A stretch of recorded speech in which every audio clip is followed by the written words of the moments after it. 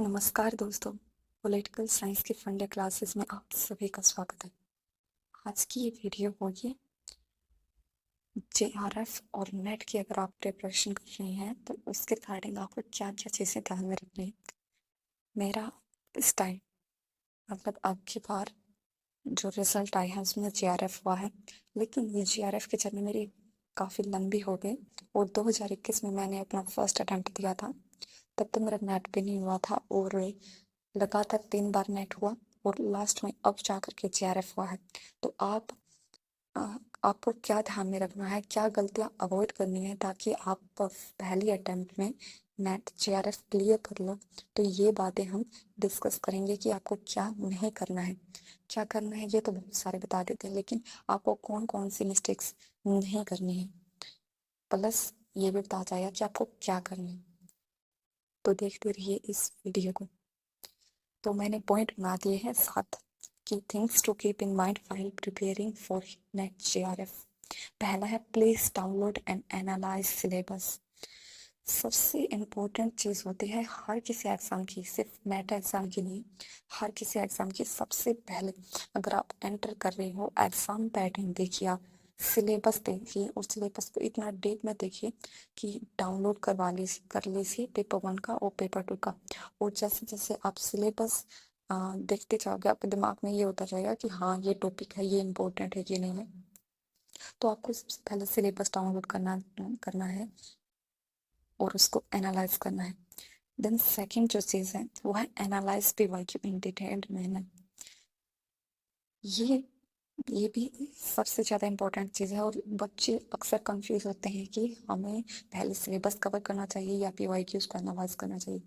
तो आप ये ध्यान में रखिएगा कि आपकी जो प्रिपरेशन है वो हर तरीके से जुड़ी है हुई है। तो आप ये नहीं कह सकते कि मैं पहले ये करूँगा बाद में ये करूँगा, नहीं। आपको लगातार ये करते रहना है, शुरू से ही पीवाईक्यूज को भी देखते रहना है। चाहे आप हर रोज 1 यूनिट के पीवाईक्यूज देख रहे हैं, दूसरे दिन पेपर 1 की 1 यूनिट की पीवाईक्यूज देख रहे हैं और ये अल्टरनेट दिन सेकंड पेपर के पीवाईक्यूज देख रहे हैं, तो आपको ये ध्यान में रखना है कि पीवाईक्यूज को डिटेल्ड देखना है। और लास्ट के आप 5 ईयर पीवाईक्यूज को अगर डिटेल में एनालाइज कर लेते हो तो आपके हाई चांसेस हो जाते हैं नेट जेआरएफ क्लियर करने के। और आपको ये भी ध्यान रखना है कि अगर पेपर 2 में तो आपका इंटरेस्ट होगा ही, लेकिन पेपर 1 को भी साथ लेके चलना है। मैंने ये गलती की 2-3 अटेम्प्ट्स में, मैंने पेपर 1 को 1 के सिलेबस को तो कवर कर लिया लेकिन पीवाईक्यूज को बिल्कुल भी सोल्व नहीं किया। तो आप ये गलती मत कीजिएगा। पीवाईक्यूज चाहिए वो पेपर 1 के हो और पेपर 1 के तो इतने ज़्यादा, जितने ज़्यादा उसके वो पीवाईक्यूज कीजिए, कम से कम 3 साल के और लास्ट 3 ईयर्स के।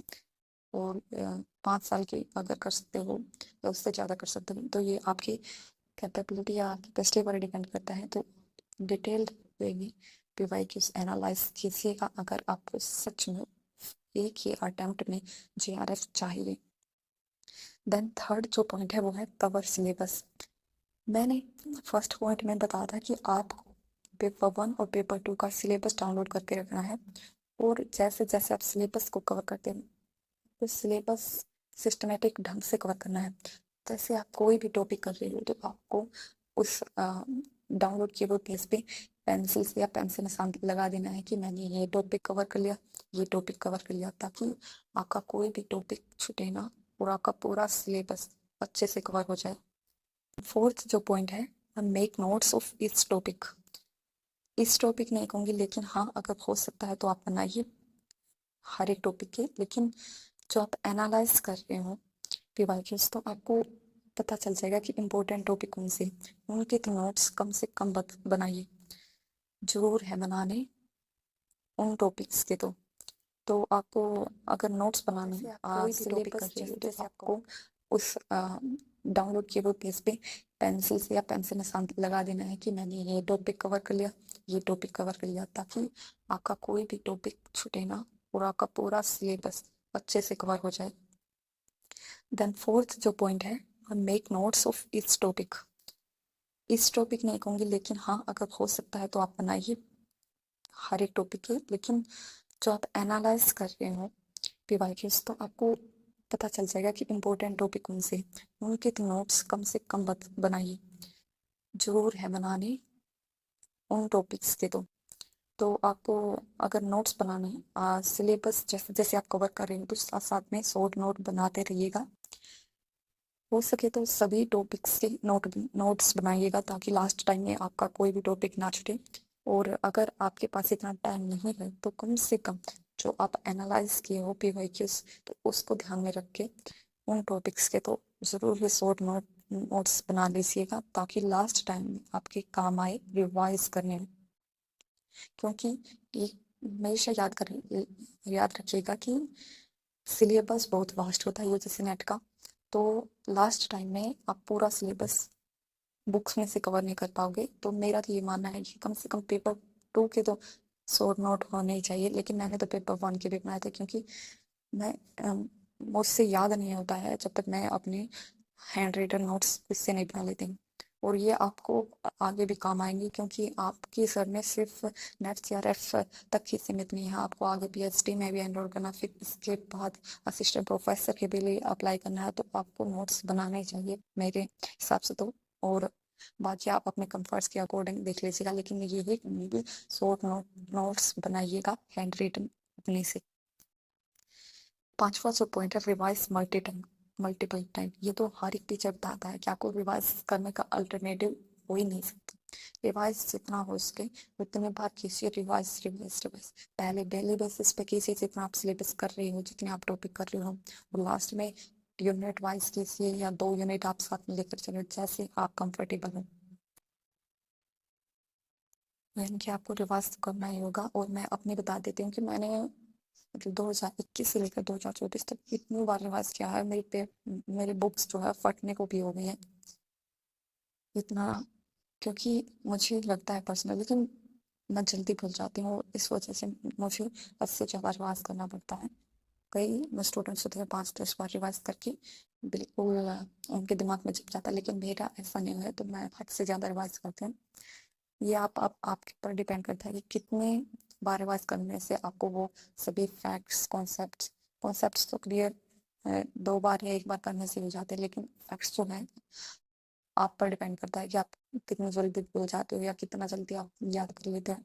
तो मैं तो जल्दी भूल जाती थी, दैट्स वाई मैं बार बार रिवाइज करती थी। 6 जो पॉइंट है practice PYQ plus mock test. आपको लगातार पीवाईक्यूज को प्रैक्टिस करते रहना है, मॉक टेस्ट देते रहना है। चाहे आप अगर एग्जाम दूर है तो आपको वीकली में तो एक फुल लेंथ मॉक टेस्ट तो देना ही है। और पीवाईक्यूज तो वो आपको डेली बेसिस पे ही प्रैक्टिस करने हैं ताकि आपका एक भी कॉन्सेप्ट जो पीवाईक्यूज में पूछा गया है वो छूट ना जाए। 7 जो है मेक ट्रिक्स। यह आप पे डिपेंड करता है कि आपके जो फैक्ट्स हैं वो ऐसे याद हो जाते हैं या फिर आपको ट्रिक्स की जरूरत पड़ती है। तो पर्सनली मैं हद से ज़्यादा ट्रिक्स बनाती थी। आप यूट्यूब पे भी देखोगे कि मैंने ट्रिक्स की जो बुक्स को याद रखने की क्रोनोलॉजी बना रखी है, वो भी ट्रिक्स, उसमें भी ट्रिक्स ऐड कर रखी है।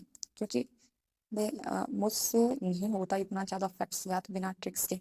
और नेट में तो क्रोनोलॉजिकल ऑर्डर में जैसा होता है तो उसमें तो बहुत ज़्यादा ट्रिक्स की जरूरत पड़ती है। फॉर एग्जाम्पल अगर कार्ल मार्क्स की इतनी सारी बुक्स हैं 15-20, तो आप कैसे याद रखोगे विद देयर पब्लिकेशन डेट। तो मेरे लिए तो जो है सीक्वेंस का मतलब ये है कि यह आप पे डिपेंड करता है कि आपके जो फैक्ट्स हैं वो ऐसे याद हो जाते हैं या फिर आपको ट्रिक्स की जरूरत पड़ती है। तो पर्सनली मैं हद से ज़्यादा ट्रिक्स बनाती थी। आप यूट्यूब पे भी देखोगे कि मैंने ट्रिक्स की जो बुक्स को याद रखने की क्रोनोलॉजी बना रखी है, वो भी ट्रिक्स, उसमें भी ट्रिक्स ऐड कर रखी है। क्योंकि मुझसे नहीं होता इतना ज़्यादा फैक्ट्स याद बिना ट्रिक्स के। और नेट में तो क्रोनोलॉजिकल ऑर्डर में जैसा होता है तो उसमें तो बहुत ज़्यादा ट्रिक्स की जरूरत पड़ती है। फॉर एग्जाम्पल अगर कार्ल मार्क्स की इतनी सारी बुक्स हैं 15-20, तो आप कैसे याद रखोगे विद देयर पब्लिकेशन डेट। तो मेरे लिए तो सीक्वेंस का मतलब ये है कि ट्रिक्स बनाओ और याद करो। तो ये आप पर डिपेंड करता है कि आपको ट्रिक्स हेल्पफुल हो रही है या नहीं। लेकिन ये ट्रिक्स जो है वो भी आपको बार बार रिवाइज करनी पड़ेगी। लेकिन यही बात है कि अगर आप एक बार ये ट्रिक्स दिमाग में चढ़ गई ना, तो एग्जाम में अगर चाहे 5 बुक भी दे रखे हैं, आप एक बार ट्रिक्स लिखोगे और एकदम से सीक्वेंस बन जाएगा बुक्स का। तो दैट्स व्हाई मैं तो ट्रिक प्रेफर करती हूँ। बाकी आप पर डिपेंड करता है कि आप कैसे सोल्व कर रहे हो या कैसे याद कर रहे हो, क्रोनोलॉजिकल ऑर्डर वाले क्वेश्चंस को हैंडल कैसे कर रहे हैं, ये पर्सनली आप पर डिपेंड है। लेकिन मैं तो एडवाइस करती हूँ कि प्लीज मेक ट्रिक्स। और लास्टली कि ये एक एग्जाम है, लाइफ का पार्ट है। प्लीज प्लीज प्लीज आप ये याद रखिएगा कि एक एग्जाम या कोई भी टेस्ट आपकी नॉलेज को, आपकी पर्सनैलिटी को जस्टिफाई नहीं कर सकता, उसका रिजल्ट जस्टिफाई नहीं कर सकता। हाँ, थोड़ा बहुत इफेक्ट पड़ता है, लेकिन ये भी याद रखिएगा कि प्लीज आप दिल से मेहनत कीजिएगा, और एक दिन आप पक्के कामयाब होंगे। Please keep going. और ये जर्नी लंबी है, सिर्फ नेट जीआरएफ की नहीं है, आगे असिस्टेंट प्रोफेसर बनने की भी है। तो प्लीज कीप गोइंग। आपको पेशेंस भी रखनी होगी, हार्ड वर्क भी करना होगा। उतार चढ़ाव आएंगे लाइफ में, इस प्रेपरेशन के दौरान बहुत सारे उतार चढ़ाव आएंगे। कभी मन नहीं करेगा पढ़ने का, कभी मन करेगा, लेकिन आपको कंसिस्टेंसी बनाए रखनी है। चाहे आप दिन में 4-5 घंटे पढ़ रहे हो, एक दिन में चाहे 2-3 घंटे पढ़ रहे हो, या फिर कभी कभी तो इतना मन नहीं कर रहा है तो आप 1 घंटा पढ़ रहे हो, लेकिन ये ये ध्यान में रखिएगा, कंसिस्टेंस रहिएगा, ताकि कोई भी ब्रेक आपकी स्टडी में ना हो। तो मेरा तो यही रहा कि मैं कंसिस्टेंसी रही है मेरी प्रेपरेशन में। मैंने कभी भी ये नहीं सोचा है कि आज नहीं पढ़ती, चाहे थोड़ा पढ़ो लेकिन पढ़ो। लेकिन अगर आपको फर्स्ट अटेम्प्ट में ही नेट जीआरएफ क्लियर करना है तो आपको ज़्यादा भी पढ़ना पड़ेगा, कंसिस्टेंस भी रहना पड़ेगा, प्रैक्टिस मॉक सबको इंटीग्रेट करके पढ़ना पड़ेगा, पीवाईक्यूज प्रैक्टिस भी करनी पड़ेगी। लेकिन एक ध्यान में रखिएगा बात, अगर आप एक अगर आप पहला अटेम्प्ट दे रहे हो, उसमें ये सभी इन सभी बातों को ध्यान में रख के अगर प्रेपरेशन कर रहे हो, तो मैं 100% गारंटी देती हूँ कि आपका नेट जीआरएफ होने से कोई रोक ही नहीं सकता। Please please please please don't forget about these 7 things. ध्यान में रखिएगा तैयारी करते हुए। Thanks for watching. जय हिंद, जय भारत।